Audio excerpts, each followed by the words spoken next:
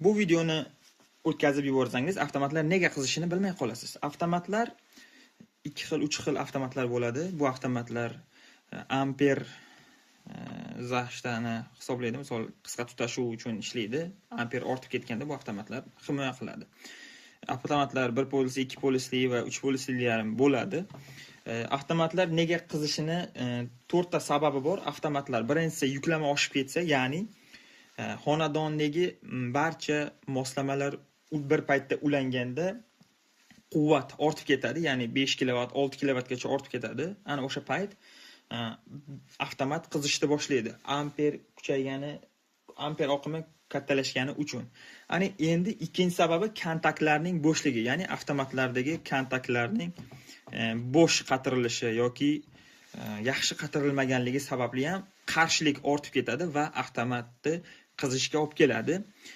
Uchinchisi sim kesimi kichkina tanlanganligi uchun yoki noto'g'ri tanlanganligi uchun ham avtomat qizishni boshlaydi. Agar biz aytaylik 16 lik avtomatga 1,5 lik sim tanlangan bo'lsa, avtomat ham qiziydi, sim ham qiziydi, lekin avtomat tashlamaydi. Sim qizib yonib ketguncha ham avtomat tashlamaydi. Shuning uchun iloji boricha secheniyani, sim kesimini kattaroq tanlash kerak bo'ladi.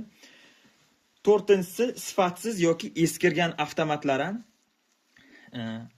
qizishi mumkin. Sababi, misol, ko'p ishlagani uchun 20 marta yoki 1 yilda 10 marta, 20 marta ham qizigan bo'lishi mumkin. O'sha qizigandan keyin bu o'zini ichi kuygan bo'lishi mumkin. O'sha payt avtomat tashlamaydi yoki o'zining vazifasini bajarmaydi. Qisqa tutashuvda ishlamasligi mumkin. Shuning uchun eskirgan bo'lsa yoki sifatsiz bo'ladigan bo'lsa ham almashtirish kerak bo'ladi. Elektrikni chaqirib yoki elektrik bo'lsa joyida almashtirish kerak. Bunga bitta misol keltiramiz. 2,5 lik sim tanlangan bitta xonadonda 16 lik avtomatiz bo'lsa, siz bir vaqtda o'zida kir mashinangizni, pelesosingizni, 2 kilovatli kir mashina va 2 kilovatli pelesosni bir vaqtda ulab olsangiz, muzlatishlar bilan общий hisobda aytaylik 4600 watt quvvat sarflanayotgan bo'lsa, bu uni 4600 da 220 voltga bo'ladigan bo'lsak, bu yerda 21 amper tok oqayotgan bo'ladi. 21 amper tok oqayotganda 16 lik avtomatimiz qizishni boshlaydi. Bu qizishini sababi bu ogohlantirish. Bu degani yo secheniyani yoki avtomatni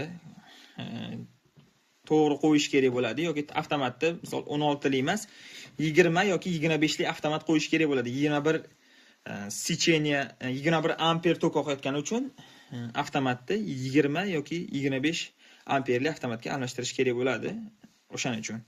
Keyin misol xonadonlarda 2 polisli avtomat nega kerak degan savol tug'iladi. 2 polisli avtomatlik kerakligini sababi faza 0, agar misol ko'chadagi liniyada misol 0 da ham faza kelib qolsa, avtomat tashlash uchun qaysi chaqmoqlarda yoki yomg'irlarda yoki liniyadagi qisqa tutashuvda 0 faza bo'ladigan bo'lsa, agar 0 ga ham faza tegib qolib, 0 da ham faza paydo bo'lib qoladi-da, ikkita faza birdaniga kelib qolganda avtomat ishlab, avtomat tashlaydi. O'shaning uchun ham 2 polisli avtomat 0 ga ham doim avtomat qo'yish kerak bo'ladi. Kirishda, uyning kirish qismida qo'yish kerak bo'ladi.